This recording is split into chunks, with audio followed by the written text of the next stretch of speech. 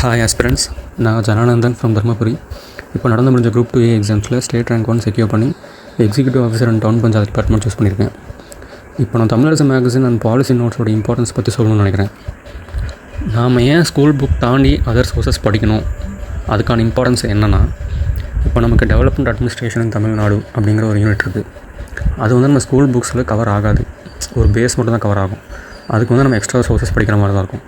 என்ன extra sources தேடும் போது கவர்மெண்ட்டே ரிலீஸ் பண்ணக்கூடிய, ஒவ்வொரு டிபார்ட்மெண்ட்டும் ரிலீஸ் பண்ணக்கூடிய பாலிசி நோட்ஸ், அப்புறம் தமிழரசு மேகசின், கவர்மெண்ட்டோடைய பட்ஜெட், கவர்மெண்ட் ரிலீஸ் பண்ணக்கூடிய எக்கனாமிக் சர்வே, இதெல்லாம் படிக்கிற மாதிரி இருக்கும். உங்களுக்கே தெரியும், குரூப் 2 எக்ஸாம் வந்து டிகிரி ஸ்டாண்டர்ட் கொஷின்ஸ் தான் கேட்பாங்க. அப்படிங்கும்போது ஸ்கூல் புக்ஸ் வந்து ஒரு ஃபவுண்டேஷனாக மட்டும்தான் நம்ம எடுத்துக்க முடியும். அதர் சோர்ஸஸ் படிக்கிறது ரொம்பவே அவசியம். இப்போ ப்ரிலிம்ஸு மட்டும் இல்லாமல் மெயின்ஸ் வந்து அதர் சோர்ஸஸ் படிக்கிறது தான் ரொம்ப முக்கியம். நீங்கள் ப்ரிலிம்ஸ்க்கு ஸ்கூல் புக் மட்டும் படித்து கூட கிளியர் பண்ண முடியும். பட் மெயின்ஸ் வந்து ஃபுல் அண்ட் ஃபுல் நம்ம ஸ்கூல் புக்ஸை டிபெண்ட் பண்ணி இருக்க முடியாது. யூபிஎஸ்சி ஆஸ்பிரண்ட்ஸ் படிக்கக்கூடிய யோஜனா, குருக்ஷேத்ரா போன்ற மேகசின்ஸ் வந்து சென்ட்ரல் கவர்மெண்ட் ரிலீஸ் பண்ணுவாங்க. அதே போல் தான் தமிழரசு மேகசின் நம்மளோட தமிழ்நாடு கவர்மெண்ட் ரிலீஸ் பண்ணுறாங்க. நம்ம தமிழ்நாடு கவர்மெண்ட் என்னென்ன இனிஷியேட்டிவ்ஸ் எடுத்திருக்காங்க, என்னென்ன பாலிசிஸ் அண்ட் ஸ்கீம்ஸ், இதை பற்றி எல்லாம் தமிழரசு மேகசினில் நல்லா விரிவாக கொடுத்துருப்பாங்க. அந்த ஸ்கீம் எதுக்கு, அதோட டார்கெட் பெனிஃபிஷரி யார், அதுக்கு எவ்வளோ பட்ஜெட் அலோகேட் பண்ணியிருக்காங்க அப்படிங்கிற எல்லா விஷயமும் தமிழரசு மேகசின்லேயும் இருக்கும், பாலிசி நோட்ஸ்லையுமே இருக்கும். பட் நமக்கு ஒரு டிஃபிகல்ட்டி என்னென்னா, பாலிசி நோட்ஸ் வந்து வேரியஸ் டிபார்ட்மெண்ட்ஸ் ரிலீஸ் பண்ணுறாங்க. அதில் நமக்கு எக்ஸாமுக்கு தேவையான டிபார்ட்மெண்ட்ஸ் மட்டும் தான் நம்ம சூஸ் பண்ணி படிக்கிற மாதிரி இருக்கும்.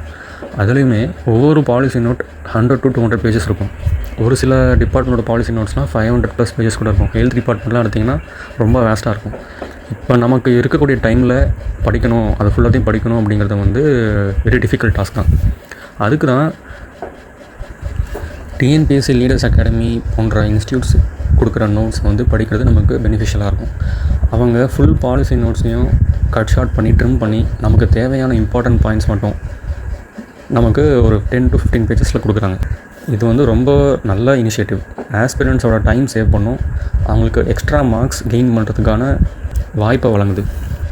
இப்போ நாங்கள் குரூப் 2 எக்ஸாம்ஸ்க்கு படிக்கும்போது, நான் என் ஃப்ரெண்ட்ஸ்லாம் படிக்கும்போதும் policy notes and Tamilarasu magazine, Tamil Nadu budget, Indian budget, அப்புறம் தமிழ்நாடு எக்கனாமிக் சர்வே, இதெல்லாம் தான் படித்தோம். அதெல்லாம் படித்து நாங்கள் ஒரு 4-5 பேர் சேர்ந்து படித்து ஒவ்வொருத்தர் ஒவ்வொரு டிபார்ட்மெண்ட் எடுத்து நோட்ஸ் எடுத்து நாங்கள் ஷேர் பண்ணிக்கிட்டோம். ஆனால் இப்போ வந்து உங்களுக்கு அவங்களே பண்ணி கொடுக்குறாங்க. இது வந்து யூஸ் பண்ணிக்கோங்க. இந்த பாலிசி நோட்ஸ் படிக்கிறது வந்து உங்கள் மெயின்ஸ் ஆன்சர் ரைட்டிங்க்குமே ரொம்ப யூஸ்ஃபுல்லாக இருக்கும்.